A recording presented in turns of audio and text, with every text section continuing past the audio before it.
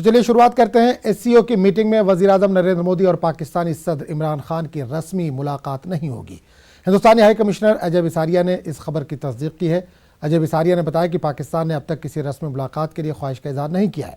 वादे है कि 13 और 14 जून को किर्गिस्तान में एससीओ की मीटिंग होनी है, जहां हिंदुस्तान और पाकिस्तान दोनों ममालिक के सरबराहान की शिरकत होनी है।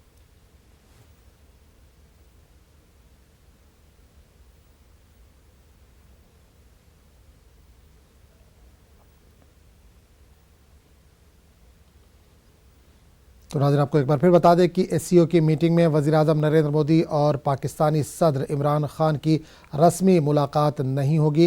हिंदुस्तानी हाई कमिश्नर अजय बिसारिया ने इस खबर की तस्दीक कर दी है। अजय बिसारिया ने बताया कि पाकिस्तान ने अब तक किसी रस्मी मुलाकात के लिए ख्वाहिश का इजहार नहीं किया है।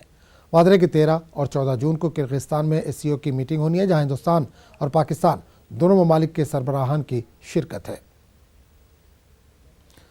और इस पूरे मामले पर बात करने के लिए हम सीधे रुख करेंगे दिल्ली, जहां सभा नुमाइंदे शैलेंद्र वांगू फोन लाइन के जरिए जुड़े हैं।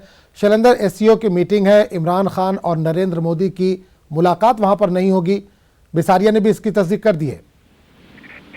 बिल्कुल आजम, जबकि दोनों देश अब एससीओ के मेंबर कंट्रीज हैं, भारत और पाकिस्तान को शामिल किया गया था हाल ही में। उसके बाद अब ये पहला मौका होगा जबकि प्रधानमंत्री मोदी और इमरान खान आमने सामने होंगे एससीओ की बैठक में। और ये 13 और 14 जून को बिश्केक किर्गिस्तान में ये बैठक होनी है। और इसमें एससीओ के जो बाकी देश है, जिसमें रूस और चीन भी शामिल है, वहां पर मौजूद रहेंगे। लेकिन ऐसे में ये साफ है कि भारत और पाकिस्तान के प्रधानमंत्रियों की मुलाकात इस दौरान नहीं होगी।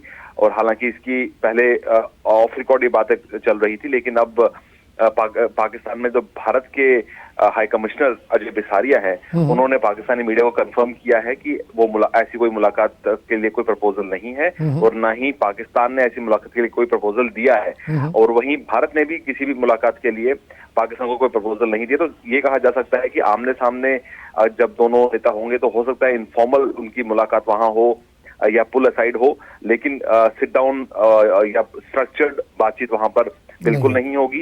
लेकिन ये जरूर दिलचस्प होगा कि बालाकोट और पुलवामा के बाद ये पहली बार होगा कि जब प्रधानमंत्री मोदी और इमरान खान आमने सामने होंगे। बिल्कुल शैलेंद्र, एक चीज और जानना चाहेंगे, शपथ ग्रहण समारोह जो हुआ था वज़ीर-ए-आज़म का, उसमें भी पाकिस्तान को मदऊ नहीं किया गया था। अब यहाँ पर भी मुलाकात नहीं होगी, तो क्या एक सख्त पैगाम देने की कोशिश हो रही है हिंदुस्तान की जानिब से पाकिस्तान को?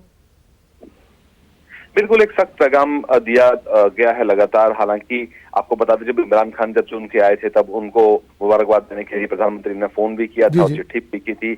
उसके बाद जब प्रधानमंत्री मोदी की एक मैसिव विक्ट्री अभी हाल ही के चुनाव में हुई, उसके बाद इमरान खान ने भी फोन करके मुबारकबाद दी थी, लेकिन ये सिर्फ कर्टसीज तक ही लिमिटेड है।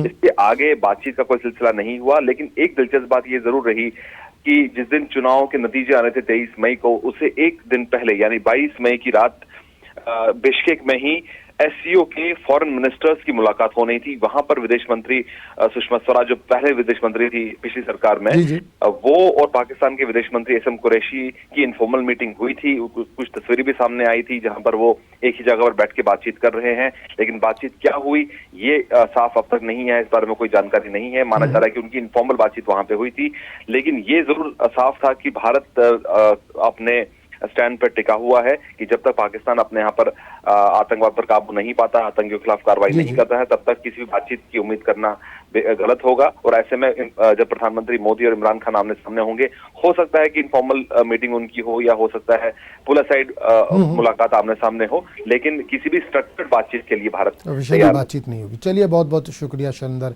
इस तमाम जानकारी के लिए। आगे बढ़ेंगे। आज नीतीश कुमार की काबीना में तोसी हो सकती है। जेडीयू के लल्लन सिंह और दिनेश चंद्र यादव के साथ एलजेपी के पशुपति कुमार पारस के लोकसभा के लिए चुने जाने की वजह से 3 लीडरान के ओहदे खाली हुए हैं। वहीं मुजफ्फरपुर साने को लेकर मंजू वर्मा ने इस्तीफा दिया था। कुल मिलाकर 11 वज़रा के ओहदे खाली पड़े हैं। फिलहाल काबीना में कुल 25 वज़रा हैं। कानूनन बिहार में 36 वज़रा हो सकते हैं। वहीं आज होने वाली काबीना की तोसी में वज़रा की लिस्ट में बीजेपी से किसी को शामिल नहीं किया गया है।